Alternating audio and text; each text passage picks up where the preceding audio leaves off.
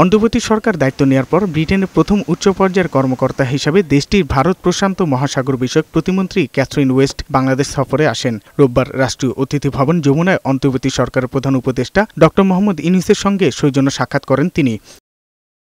সাক্ষাতে প্রধান উপদেষ্টা বাংলাদেশ থেকে যুক্তরাজ্যে পাচার হওয়া অর্থের বিষয়টি তুললে সেই অর্থ ফেরাতে সহায়তা করবে বলে আশ্বাস দেন যুক্তরাজ্যের প্রতিমন্ত্রী। বৈঠকে ক্যাথরিন ওয়েস্ট জানান, তার সরকার অন্তর্বর্তী সরকারকে পূর্ণ সমর্থন দেবে।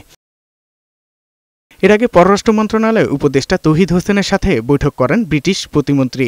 বৈঠকে দ্বিপাক্ষিক অংশীদারিত্ব, অর্থনৈতিক ও বাণিজ্যিক সম্পর্ক জোরদার, অভিবাসন এবং জলবায়ু পরিবর্তন নিয়ে আলোচনা হয়। বৈঠক শেষে সাংবাদিকদের প্রশ্নের উত্তরে ক্যাথরিন ওয়েস্ট বলেন, রাজনীতিতে সব দলের সমান অংশগ্রহণ চায় যুক্তরাজ্য।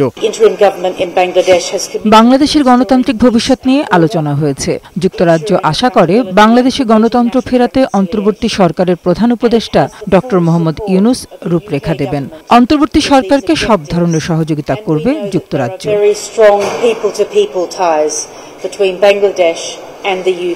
পররাষ্ট্র উপদেষ্টা তৌহিদ হোসেন জানান, নির্বাচনের প্রস্তুতি সহ গণতন্ত্র পুনরুদ্ধার প্রক্রিয়া সম্পর্কে জানতে চেয়েছে যুক্তরাজ্য। আমি তাদেরকে পরিষ্কারভাবে বলেছি যে আমাদের এখানে কারো কোনো রাজনৈতিক অ্যাম্বিশন নেই। আমরা আসলেই একটি সুস্থ গণতান্ত্রিক পরিবেশ সৃষ্টি করে দিয়ে আমরা সরে যেতে চাই।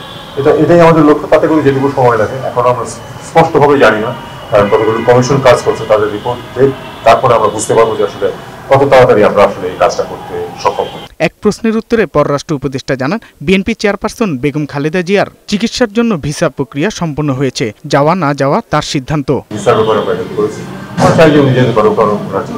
সাজ্জাদুর রহমান, বৈশাখী সংবাদ, ঢাকা।